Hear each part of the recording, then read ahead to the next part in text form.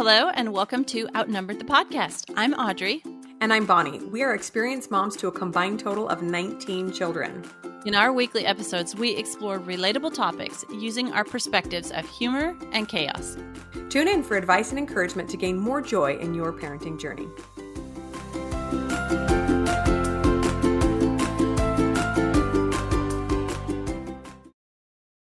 Hey everybody, we're back and we have another one in our homeschool or helping kids with their studies series. So today we're going to be talking to you about foreign languages, and we think that this is kind of applicable to any language that you are helping or teaching a kid.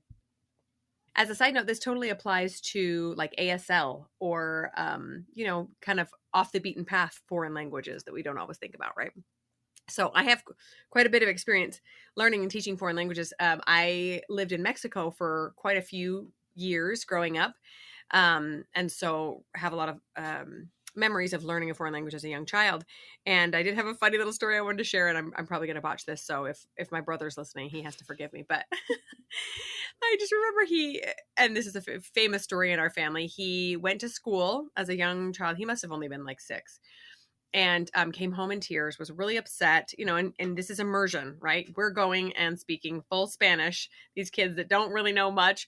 And he was really upset because people couldn't get his name right. This one little boy in particular kept getting his name wrong. And my brother's name is Patrick. And it's a little bit tricky for a native Spanish speaker. There's not really those consonants all smashed together, right? So he kept saying, my name is Patrick. And the kid would give him all sorts of variations of the name that was not right. Anyway, the kid finally settled on Plache. I'll just call you Plache. And he goes, no, it's not Plache. Coincidentally, that's actually my nickname for my brother now. We call him that all the time. He's in my phone as Plache. Plache. And he, 6-year-old starts crying, no, my name is not Plache. So he came home and was just really upset about it and told my mom, he won't stop calling me Plache. Oh, and what's this little boy's name? Rovlerto. Or something equally Paclo or something. He just made up something. Clearly not an actual name that my brother was not picking up. They were having the same kind of problem. So, we just have to be patient with each other when we are learning to speak foreign languages and with our children, and to realize that there's a lot of things that go into adapting each other's cultures. Oh, well, we're excited to talk to you guys about this one today because learning and teaching a second language to a kid, whether that be a foreign language that you speak with your mouth or like you mentioned, ASL, it's a great brain builder for everybody involved, us as parents, helping them, teaching them, and the kids too. There's so much research out there that shows cool stuff about learning a second language. Yes, absolutely. I have to say that one of my favorite things to do in the whole world is read some sort of literature in my own native English as well as in a foreign language that I speak, because you learn so much about the language, about the piece of literature, about the people who translated it. It's just so fascinating to understand all the different nuances of language. And I actually studied language in college. I was a linguistics major, and it's just it's a really, really fascinating concept if you haven't really dived into it. A great way to learn more about your own language as well. So today we have 5 tools to help our kids learn, and we're going to share also our own personal experience with foreign languages and some of the programs and methods that we've used in our homeschooling experience. All right. Our first tool is to start them young. You can't ever really start them too young on a second language. And in fact, if you think about it, that's when they learn the best, right? Is the younger they are, the better they learn. In fact, some research shows that by around age 12, the synapses, which is the little connections in the brain, they kind of close. You have all of them by that age. And so if you start learning a language or even hear a language before that age, then eventually at some point in the future, you could learn that language and speak it authentically, like a native speaker. But if you start to learn a language after that age, then you don't have those pathways built in your brain, and it's no longer possible to sound like a native. You can learn the language, or it's extremely difficult to master that. But if you even just hear it before the age of 12, around 12, it's pretty magical. That information is there and can be used later in life. So tool number 1, start them young. Yeah, isn't that so fascinating? So there is some science behind just turning on Sesame Street in Spanish for your kid, or French, or whatever you've got access to, right? Just from personal experience, I began learning Spanish in earnest at about age 5, but I did hear it a lot growing up. My parents are not native Spanish speakers, but they both knew it before they were married. And so that was kind of their secret language that they would talk in around us. The only problem being once we moved to Mexico and learned Spanish, then it was no longer their secret language because we understood what they were saying. But I think that went a long way in helping me. Years later, when I had a chance to go move to another foreign country and learn another foreign language, I had a lot more intensive training in this other language, but Spanish still remains my strong suit because I learned it so young. And my accent is considerably better in that one than any other language I've tried. It's just really, really fascinating. And I will also say that although when I did learn this other language, it was Russian, was my third language. It was a lot easier for me to learn it than some of my peers who were learning along with me, I think because of this history. So it's just so fascinating how your brain works, how it compartmentalizes everything and creates those pathways early on. Yes. And, you know, if you doubt this at all, look at your baby who can't do anything but lay there and cry at birth. And within 2 to 3 years, they are a fully fluent language speaker on top of learning how to crawl and eat and walk and do everything else. It's incredible. Their brains, and it's because they're just so malleable. These synapses are forming hourly, right? And so as they get all this language stimulus, they just learn so rapidly. So if you can add another language in there. Side note, if a young baby does hear multiple languages, I know a lot of people get worried about confusing their child. It will sometimes take them a little bit longer to speak clearly, but then they will have a leg up on their peers because they will have heard 2 different ones, and the brain is very intelligent at sorting those out. So maybe you're in a situation where you can speak one language to your child and your spouse can speak another. That's pretty fascinating. Yeah, what's funny about kids who are bilingual or multilingual is that, well, I had this experience where we were around these kids and their mom spoke Spanish to them and their dad spoke English. Well, their dad spoke English some too, but everything in their world was English except at home they spoke Spanish. So we were around these little kids and I just spoke a little bit of Spanish to him and they looked at me like, yeah, we know you. you don't, like, little 3-4 year olds are like, yeah, right. We know better than you already, lady. Yeah. Yep. So as far as method goes, immersion works best for the youngest ages, but any exposure is great. No exposure hurts. So, when my youngest or oldest now were very young, I had a CD, I think it was, of just songs in 9 different languages, and it would just expose them to these languages. Anything was great. So But interesting. but yeah, you think about a baby, you can adopt a baby from any country in the world and bring them into your home, and they will learn your language. So Yes. you think about it, it doesn't matter what culture, what genetics, the baby can learn any language. It's really, really neat to think about. Yeah. And what's interesting is that there are many cultures that learn multiple languages at once. So many countries where, they have 2 or 3 national languages. So the children are constantly picking up multiple languages. And it seems like it would be very, very confusing, but the brain is just extremely intelligent and adaptable and is able to sort them out. What's interesting is I'm seeing this happen with my children. My oldest children, I was not great about involving a lot of language in their lives. I think I was just kind of overwhelmed with a lot of little kids, but we're a lot better now. And my younger ones have a much better accent. My little 4-year-old, when she starts speaking Spanish, she speaks a lot with grandma too. Grandma will come over and speak Spanish with her. Her accent is incredible. I'm like, wow, that's amazing. Like, we should take you to Mexico. You fit right in.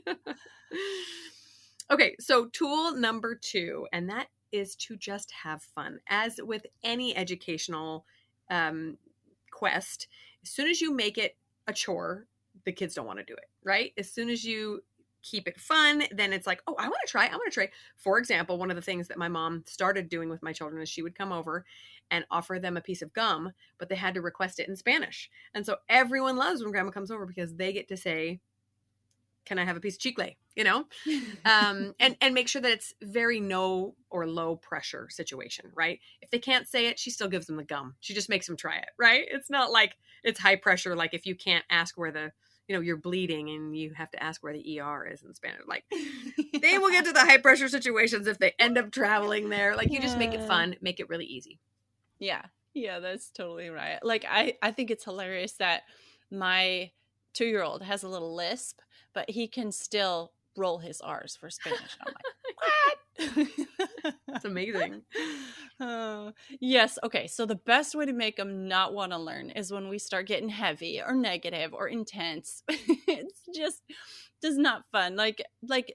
So at most kids, at young ages, they don't have to know or learn a second language. So there's not like any timelines or assignments due or anything. We're talking at the very youngest ages. So there's no reason not to make it fun.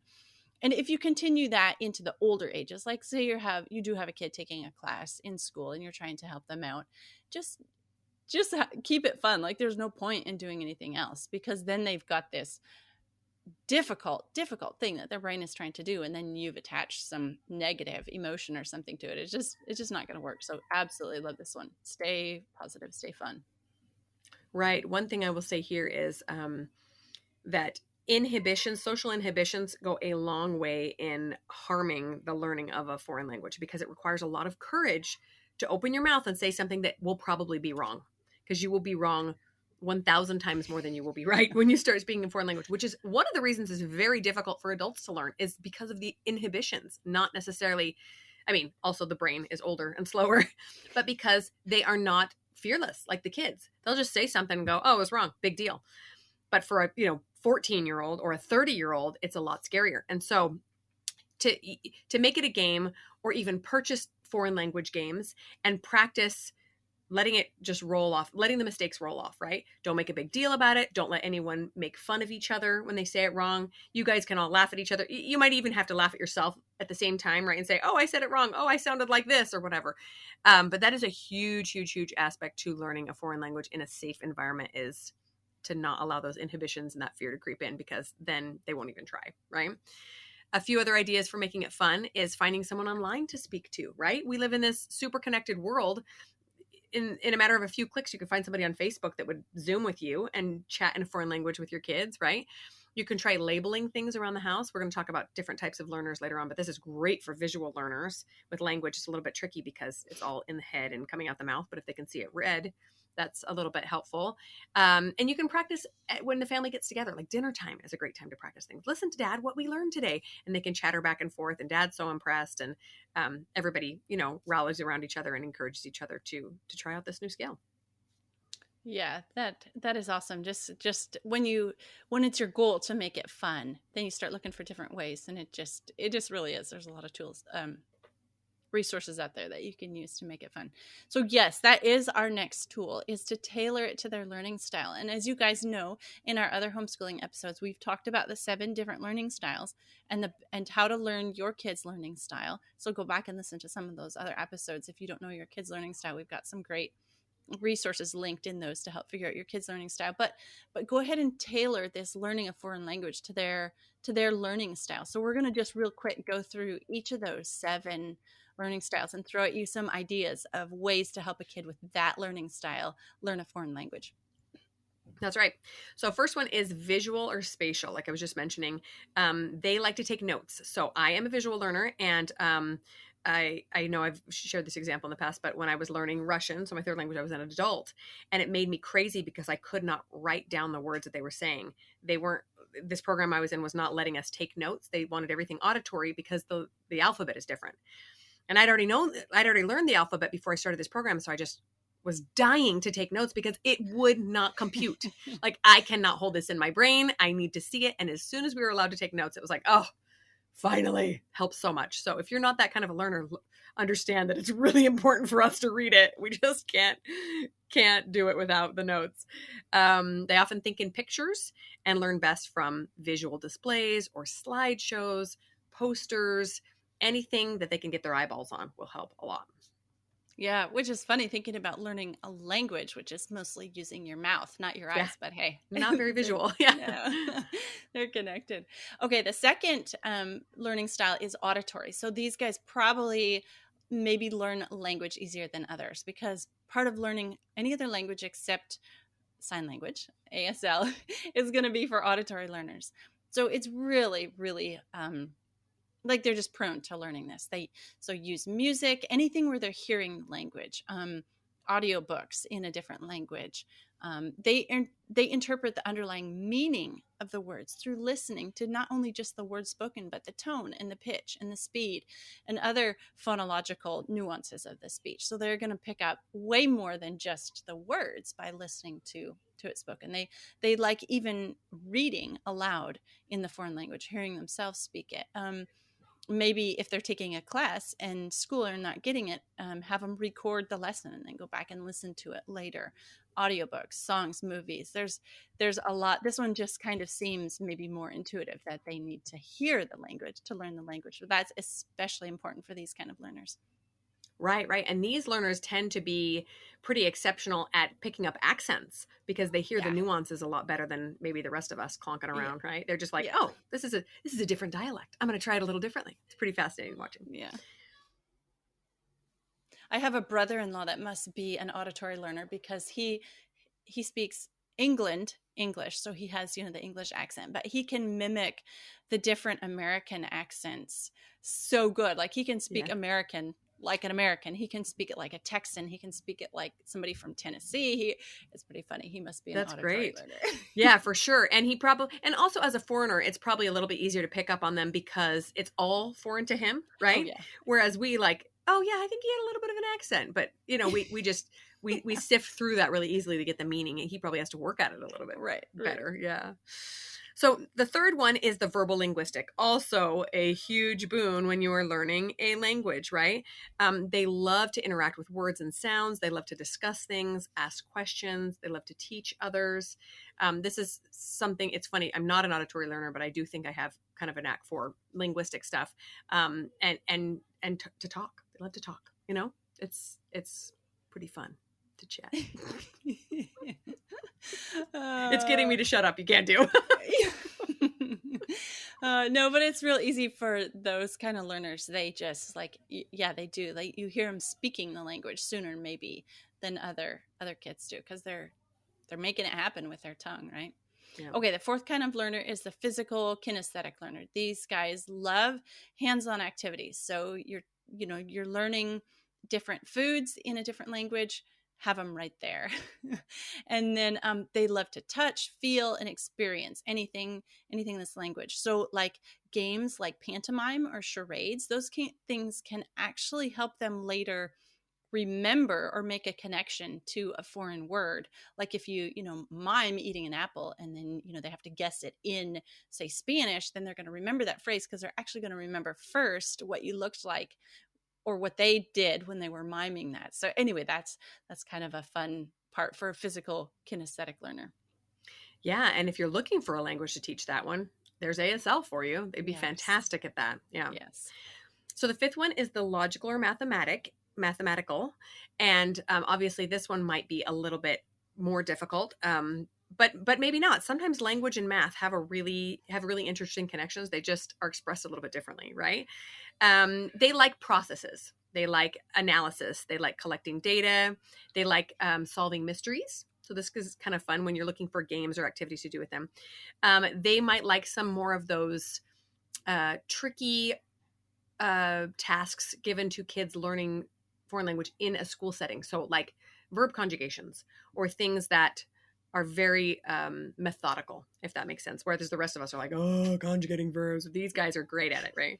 They like tables, charts. They like, analysis, or worksheets that incorporate using money, things that play to their strengths of mathematical, logistical stuff, but lend themselves to languages. Yeah. As I have shared in other episodes, I'm pretty strong in the logical mathematical learning style. And I have to admit that when I was learning Spanish in high school, I did not realize that there were different ways of conjugating verbs until they gave us the charts and actually had to start filling in the verb conjugation. And I was like, I need more copies of this blank piece of paper because I need to go conjugate every single verb. I loved me that. all That the was charts. Yeah, I know. That was like my favorite part was conjugating verbs. I was like, oh, give me another verb I can conjugate. You nerd. I know it. I know. Awesome. But that was like making the connections for me. Yeah. All right, then we have these two, which the last two usually go hand in hand with another learning style. But we have the interpersonal. So this is the kids that love learning in groups with other people, with interactions. They love to, maybe do some peer editing or peer teaching. They check other people's work, or other people check their work, or they teach group conversations, group discussions, listening to other speakers. Anything that involves another person is going to help them learn. Right, right. The extroverts tend to Yes. love this learning style, right? They want Yes. want to help everybody else and be helped in turn. And then in contrast, the intrapersonal learner are the ones that prefer a little bit more structure in their group activities, so that everyone has a specific assignment. So this is the kid that does not want to pitch in to clean up the living room altogether. He wants his little area, and when he's done, he's done. He doesn't want to be responsible for anybody else. So these specific roles that make him realize that, oh, this is my very specific task. The collaboration is maybe a little bit more difficult. Right. They just want to go learn it by themselves and come back and bring back what they've presented and present what they've learned. Yeah. Okay. Tool number 4. So those are the 7 learning styles, and we definitely think it's super helpful to know which way your kid learns. So that's a big tool. Number 3. All right, moving on to tool number 4. Seek outside help. This one's kind of obvious if you don't speak the language, or even if you do, get somebody else to help, because we were talking about different accents and different understanding and different learning styles. So even if you are a native speaker, it'd be fun to bring in outside help. And then if you're helping a kid that's learning at school, obviously their source of outside help is whatever program they're learning in the school. Mm-hmm. Yeah, totally. I consider myself a fluent Spanish speaker, and I still am not fully confident to teach my kids everything they need to know, simply because I'm a little out of practice, and because there are certain things that an actual teacher or just a native speaker knows so much better than you do, right? Although I will say that native speakers are generally not great at giving you the why of things. Oh yeah. If you've ever asked them, well, why do you say it like this instead of like this? Because that's the right way to say it. Right. Noted. Okay. Kind of like kids speaking English, well, that's just the way you say it. I don't know why. Go to the textbook if you want a why, right? And once again, coming back to the inhibitions, if you are teaching or assisting a teacher to get your kids through a foreign language, be prepared to look and feel silly. This is something I really struggle with as an adult. And one reason I don't practice my foreign languages more is because I don't like to look dumb. And I know that's so shallow, but it's a difficult thing, especially for teenagers, right? If you have a teenager learning a language, especially if they are kind of the more sensitive type, you have to be really aware of the fact that they're going to shut down if there's any teasing going on, or if they are made to feel dumb. So if you, as the parent or teacher, model an openness, a willingness to look silly and laugh at yourself, the kids will be a lot more likely to do the same thing. Just say, oops, I messed up. That was funny. Try again. Yes, that is so good. Model it for them, the way that learning. It's called learning because you don't know it. Yeah. Yes, exactly. You have to mess up. Oh, yep. All right. So the last tool that we have for you is real interactions when possible, real humans that speak this language. I guess I realized how important this was when I was teaching my oldest 2 Spanish, and we were using a program, and it was mostly, computer automated. They were speaking some to it, but we ran into some people that were speaking Spanish, and they asked them a really simple question. It was like, oh, what is your name? And they hadn't gotten to that in the program yet. And they were like, don't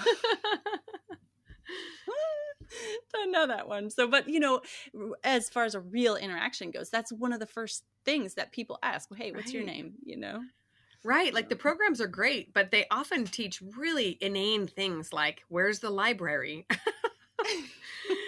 How about if we start with my name is, and my name is, I don't speak this language. Let's be honest. That's what we learn when we step into a country, right?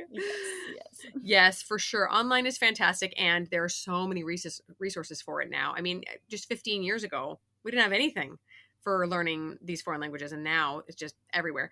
But in person, there are so many more options than you realize too. And actually, you can do real life interactions online as well.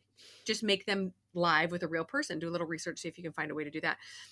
Some other ideas are taking a field trip to your local Latin market. Is there a place where all the Latin community in your neighborhood goes to shop for food? Could you go and pick up a few things and practice some phrases? People would love it. They'd get a kick out of it. Do you have a Chinatown in your neighborhood or any other small immigrant community where there are a lot of native speakers of a foreign language where you can go try things out? Or just any other shop, a nail salon or a grocery store that is owned by immigrants. And you might even want to go talk to the owner and say, hey, my kids are dying to practice their Korean. I don't know. Can we come and just chat with your people? I'm sure they'd love it. Everybody loves getting attention for their own culture, especially when they live in a foreign country. It is a very hard thing to live in a land full of people that do not share your same culture and your same language. And so to see these people make an attempt to understand you and your culture goes a long way. You can make some real friends doing that. So really fun to get out of your home and try to find some in-person opportunities to practice. Yes, yes. Another idea I had for an older kid, like a teenager, maybe in high school trying to learn a language or even in college, is babysit.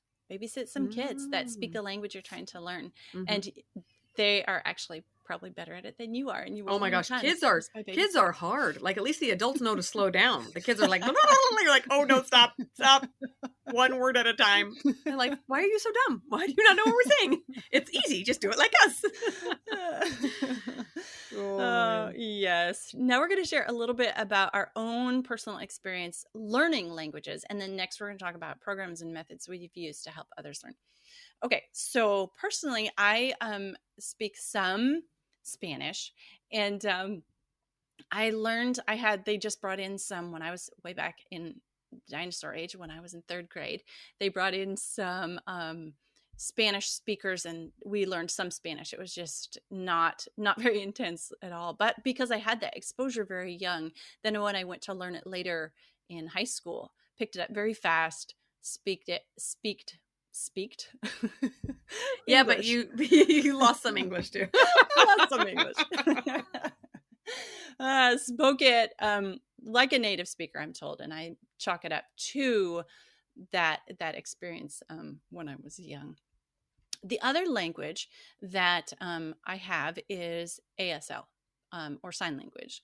And so when I was young, again, in our weekly church services, there was a lady that interpreted every meeting. And that was neat. I just, as a kid, I loved to watch that. And I don't know that I necessarily picked up anything from that because it's not, ASL is not a spoken language. It's, you kind of have to know what's being said, but that was really good. And then I've had opportunity in the past and then just recently to really get ASL down and learn it good. And so now I can, I have in the past and am again helping with some interpretation of religious meetings. And it's one thing that is the most helpful thing, and it's a tool that most people use when learning a language, but is consistency. And so just the opportunity to help interpret on a weekly and biweekly basis has done more for my learning and picking back up ASL than anything else, because it's just having to use it. And kind of a neat thing about, when you're learning to speak another language, oftentimes a Spanish speaker will have some English and be able to help you out. But with ASL, they don't have any ability to hear. There's no way for them to have any of the language that you're speaking. You can't Although they cheat. do, no, you can't cheat, and they can't really help you. Although lip reading is very, very important. But lip reading alone isn't enough. So anyway, it's one thing that I love is just the consistency of learning a language. So those are some of my experiences in learning foreign language. Well, that's awesome. I had a close friend in college who was big into ASL and had a boyfriend who was deaf and was really into that community. And she was just incredible. Watching her speak ASL, I'm like, wow, I really should have learned that. That's amazing. It's so amazing. I will say something too about interpreting and translating. It makes your brain think about things in a vastly different way. When you have, and I will admit that I'm actually seeing this in my own language now. We joke about it on the podcast all the time, but after all these babies, my brain doesn't work the way it used to. And language is one thing that suffers. And I've lost some vocabulary that I used to have. And so it makes me my brain has to spin things a little bit. Okay, I'm not finding that word that I know I used to have to connect these two concepts. How else can I say it? And you learn that in translating for someone Mm-hmm. as well, especially if you don't have the words for it. Okay, how else can I phrase this? How else Yes. can I spin the meaning so that I'm still communicating what I want to communicate? Maybe not as succinctly or as perfectly, but the thought still gets across. It's pretty fascinating. Yeah, yeah, I love that thought. I'm just going to interrupt you here for a second because that's what you do with ASL is you don't interpret the actual words that are being said. Often it's not word for word translation. Most of the time what you're doing is interpreting the meaning, because when you start interpreting, you realize how many, oh, here's a word loss thing. How many um Like figures of speech or, yes, yeah, yes, that we use in speaking that really don't go don't make across any to sense. another Yeah. language. Yeah, Hmm. you have to interpret what is meant and not what's said. Right. You know, I have a really special place in my heart for languages, foreign languages, because they are what I think that they are what bring peace to the world, right? So much of our quarrels and fights and misunderstandings and arguments in life these days are due to misunderstanding or not even trying to understand where the other person is coming from. And when you make the effort and you teach your children to make the effort to learn how someone communicates, it that is a real gesture of goodwill, right? It's saying I care about you and your thoughts and your culture and your community, and I want to better communicate with you. It's a real selfless, I mean, when you're in the country and you can't find a bathroom, it is a bit of a selfish tool. But when you're Uh, living in your own country, it really is a selfless act of connection. And so I really encourage people to get outside of their comfort zone and try to make a fool of themselves and communicate, especially if you have an immigrant population. So we live in Phoenix. We have a very high population of Mexican immigrants. It's very easy to just pretend like those people should learn my language or have this kind of high and mighty attitude about it. But they are just people who are struggling to survive in a foreign country that is very difficult. And to go out of my way to communicate with them and help understand them, to hear their stories, I think there's something really powerful about that. And teaching your children the same thing, that they have an obligation to learn to communicate with other human beings, especially if they're going to encounter them a lot. So you could ask yourself, maybe you're struggling to even choose a language for your children. Well, maybe you live in Michigan and there's a lot of French speakers that come from Canada. Maybe that's where you start. There's a few people, or there's a Korean market down the street and you'd really like to ask for something in Korean. Start there. It doesn't really matter. And you don't have to commit to a lifelong learning of a language just because you were picking up a few phrases. It can just be a curiosity and a desire to extend this goodwill to others. So I've told you guys most of my personal experience, but like I said, I have learned so much from people because I've learned their language that it has a really special place in my heart. all right. So some programs and methods that we've used in our homeschooling to learn what the two languages, I guess, that I'm helping my kids learn are Spanish and ASL as well. We have a larger Spanish population in our area where we are too, and then ASL we have some friends. So we at first we were using Rosetta Stone when we first started homeschooling a long time ago, 20 almost 20 years ago. Rosetta Stone was the program to use, and so we started doing that. There wasn't really much else out there that was really a good program to use, so we used Rosetta Stone, and it has a computer component, and it has a written component, and it has a speaking component, and so it was good back. I mean, it was many people learned a language using the Rosetta Stone program, so that's what my oldest kids mostly used. um it was hard to tailor it for really young speakers, though. So I was just using things like We Sing Around the World. I'll link that one in the show notes. That was a good one that we used just for the younger kids, and just exposing them to anything we could that way. Audiobooks, CDs, music, whatever we could. We even have some um, radio broadcasts, stations that are broadcast in Spanish around here. So just turn those on sometimes. And what we're currently using with all the kids down to those pre readers, down to, but not including kids that can't read yet is Duolingo. It's an app. You can download it for free.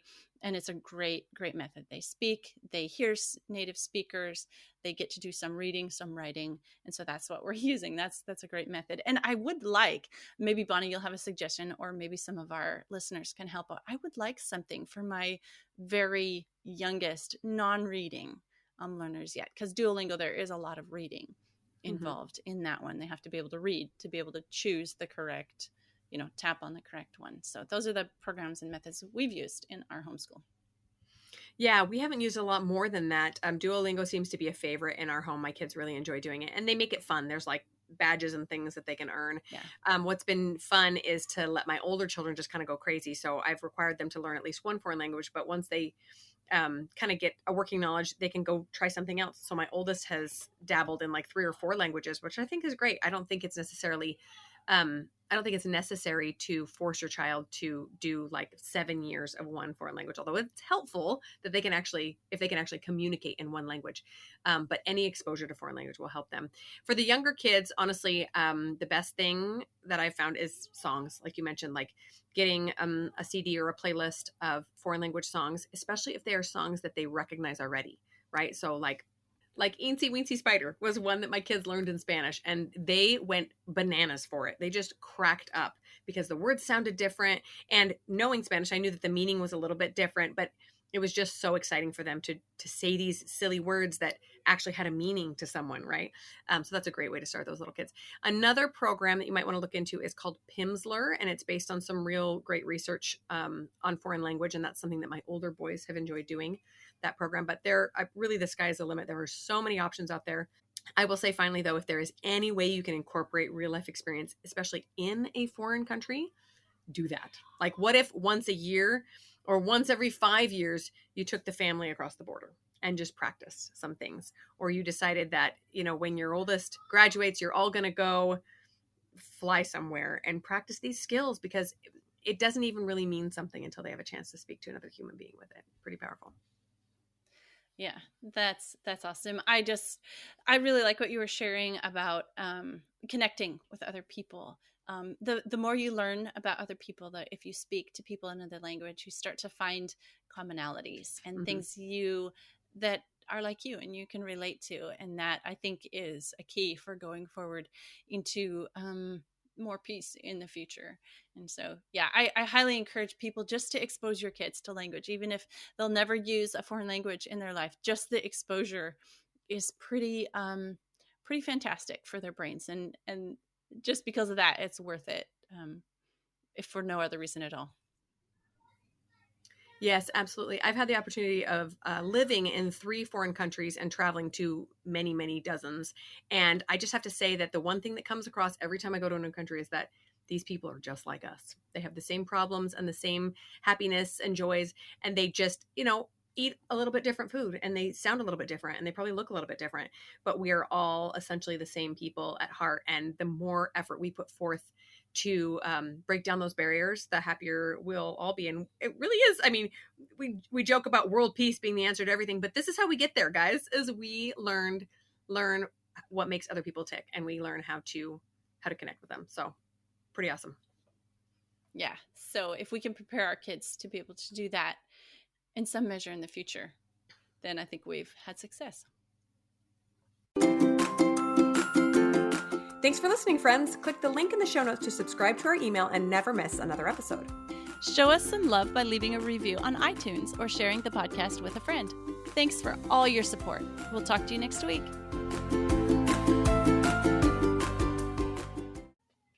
Yes. Yeah. I'm sorry. I always stop so abruptly. I'm like, oh, hello. Give Bonnie some cues here. Sorry. It's okay.